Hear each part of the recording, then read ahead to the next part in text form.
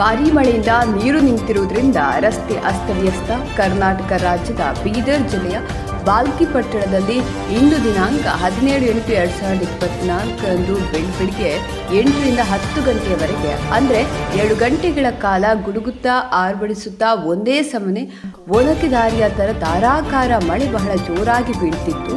ಸರಿಸುಮಾರು 2 ಗಂಟೆಗಳ ಕಾಲ ಶಾಲೆಗೆ ಹೋಗುವ ವಿದ್ಯಾರ್ಥಿಗಳು ತಟಸ್ಥವಾಗಿ ಅಲ್ಲಿನಲ್ಲೇ ನಿಂತಿದ್ದು. ಇಂತಹ ಭಾರೀ ಮಳೆಯಲ್ಲಿ ಶಾಲೆಯ ವಾಹನ ಚಾಲಕರು ಮತ್ತು ಸರ್ಕಾರಿ ನೌಕರರು, ಸಾರ್ವಜನಿಕರು ಮಳೆ ನೀರು ಲೆಕ್ಕಿಸದೆ ಮಳೆಯಲ್ಲಿ ದ್ವಿಚಕ್ರ ವಾಹನ ಮತ್ತು ಕಾರು, ಟಮ್ ಟಾಟಾ ಮೋಟಾರ್, ಸರ್ಕಾರಿ ಬಸ್ಗಳ ಚಕ್ರವನ್ನು ಮುಳುಗಿದ್ರೂ ಕೂಡ ತನ್ನ ಪ್ರಾಣದ ಹಂಗು ತೊರೆದು ಅಂಜಿಕೆ ಭಯವಿಲ್ಲದೆ ಮಳೆ ನೀರಿನಲ್ಲಿ ದಾಟುವುದಕ್ಕೆ ಬಹಳ ಕಸರತ್ತು ಪಡ್ತಿದ್ರು.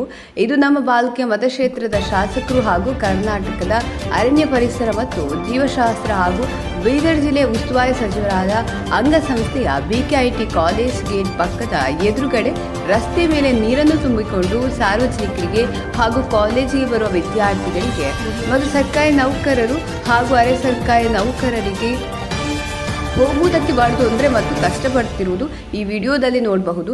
ಮಾನ್ಯ ಸಚಿವರು ಬಾಲ್ಕಿ ಪಟ್ಟಣ ಸೌಂದರೀಕರಣ ಮಾಡುವುದಕ್ಕೆ ಸರ್ಕಾರದಿಂದ ಸಾವಿರಾರು ಕೋಟಿ ರೂಪಾಯಿಯನ್ನು ಬಿಡುಗಡೆ ಮಾಡಿಸಿರ್ತಾರೆ. ಆದರೆ ಬಾಲ್ಕಿಯಿಂದ ಹುಮ್ನಾಬಾದ್ಗೆ ಹೋಗುವ ಮುಖ್ಯ ದಾರಿಯನ್ನು ಗುತ್ತಿಗೆದಾರರು ಕಳಪೆ ಮಟ್ಟದ ಕಾಮಗಾರಿ ಮಾಡಿರುವುದು ಮತ್ತು ಸಂಬಂಧಪಟ್ಟ ಅಧಿಕಾರಿಗಳು ಬೇಜವಾಬ್ದಾರಿಯಿಂದ ಮಾಡಿರುವುದರಿಂದ ಈ ರಸ್ತೆ ಬಗ್ಗೆ ಸೂಕ್ಷ್ಮವಾಗಿ ಕಾಳಜಿ ವಹಿಸದೇ ಇರುವುದು, ಇದರಿಂದ ಈ ತರಹ ಆಗಿರುವುದು. ಮಳೆ ನೀರು ನಿಂತಿರುವ ಘಟನೆ ಇದು ಈ ವಿಡಿಯೋದಲ್ಲಿ ನೋಡಬಹುದು. ಇದನ್ನು ನಾವು ಗಮನಿಸಿ ಕೂಡಲೇ ಪುರಸಭೆ ಅಧಿಕಾರಿಗಳಿಗೆ ಫೋನಿನ ಮುಖಾಂತರ ತಿಳಿಸಿರ್ತೇವೆ. ಅವರು ಕೂಡಲೇ ಮಳೆ ಎಷ್ಟು ಜೋರಾಗಿ ಬೀಳ್ತಿದ್ರೂ ಕೂಡ ಮಳೆಯಲ್ಲಿ ಬಂದು ನಿಂತು ನೀರಿಗೆ ಒಂದು ಕಡೆಯಿಂದ ಹೋಗುವುದಕ್ಕೆ ದಾರಿ ಮಾಡಿಕೊಟ್ಟಿರ್ತಾರೆ.